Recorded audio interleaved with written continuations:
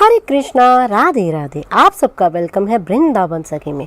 तो फ्रेंड्स, आज हम इस विषय में वीडियो लेके आए हैं कि जैसे कि आप सब लोग जानते हैं कि जन्माष्टमी आने वाली है, तो जन्माष्टमी में कौन से ऐसे भोग हैं जो ठाकुर जी को, लड्डू गोपाल जी को अति प्रिय है, वो भोग लगाने आप ना भूलें। तो ये वीडियो आप एंड तक अवश्य देखिएगा। तो फ्रेंड्स, जैसे कि आप लोग जानते हैं कि जन्माष्टमी आने वाली है। जन्माष्टमी पे हम लोग ठाकुर जी को 56 प्रकार के भोग लगाते हैं, और मान लीजिए किसी कारण 56 प्रकार के भोग आप गोपाल जी को ना लगा पाए, तो आप कौन से ऐसे 7 भोग हैं जो गोपाल जी को आप अवश्य लगाएं। तो सर्वप्रथम आपने ठाकुर जी को रात्रि को 12 बजे, यानी पहले ठाकुर जी का आपने जन्म कराना है खीरे में।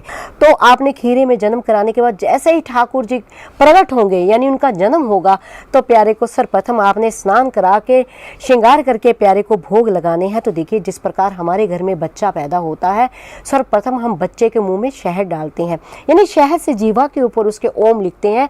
और यहाँ तक कहा जाता है, जो बड़े बुजुर्ग हमारे कहते हैं, जब बच्चा पैदा होता है, जब हम उसकी जो भी व्यक्ति घर का उसको शहद चटाता है, तो उस बच्चे का स्वभाव भी वैसा हो जाता है। तो उसी भाव से, क्योंकि ये छोटे से बालक है, अभी अभी प्रकट हुए हैं, तो हम सबसे पहले इस भाव से भोग लगाते हैं शहद का। तो ठाकुर जी को शहद का भोग लगाते हैं। फिर उसके बाद आप लोग जानते हैं ठाकुर जी का सर्वप्रथम प्रिय भोग है माखन मिश्री का। तो हम ठाकुर जी को माखन मिश्री का भोग भी अवश्य लगाते हैं। और फिर तीसरा भोग लगाते हैं हम धनिये की पंजीरी का, क्योंकि जो लोग व्रत भी करते हैं वो धनिये की पंजीरी से ही व्रत उस टाइम 12 बजे रात्रि को खोलते हैं। और ठाकुर जी को भी भोग लगता है धनिये की पंजीरी का। फिर उसके बाद भोग लगता है मेवे और जो उसको कहते हैं बूरा घी, ज्वाइन, उसको अच्छी तरह से उसको मिला के उसका भोग जरूर ठाकुर जी को लगता है।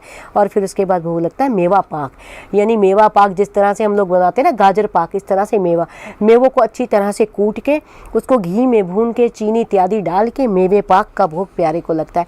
फिर भोग लगता है ठाकुर जी को पंचामृत का। पंचामृत से हम जिस तरह स्नान भी कराते हैं, उस तरह से पंचामृत का भोग भी ठाकुर जी को लगता है। वो विशेष भोग रहता है ठाकुर जी का। और उसके बाद भोग लगता है खीरे का। खीरे का भोग लगाना भी बहुत अति आवश्यक है, तो खीरे का भोग विशेष। फिर उसके बाद भोग लगता है फल का, यानी कोई भी ऋतु फल जो सरलता से आपको आसानी से मिल जाए, उन फलों का भोग ठाकुर जी को अवश्य लगता है।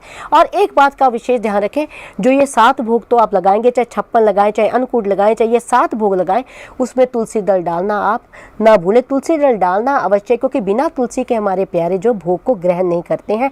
तो इस जन्माष्टमी पे आपने इस तरह से ठाकुर जी को जो है 7 ये ठाकुर जी के प्रिय भोग हैं, ये जरूर लगाने हैं। तो आई होप आपको पता लग गया होगा कि जन्माष्टमी पे कौन से 7 इतने प्रिय भोग हैं जो ठाकुर जी को लगाए। फिर भी अगर आपके मन में कोई संशय, कोई प्रश्न, कोई क्वेश्चन, कोई क्वेरी हो, तो मुझे आप कमेंट बॉक्स में लिखिए। मैं प्रयास करूंगी आपके प्रश्नों का उत्तर देने का। और अगर आपको ये वीडियो अच्छा लगा हो, वीडियो को लाइक, शेयर, सब्सक्राइब करना ना भूलें।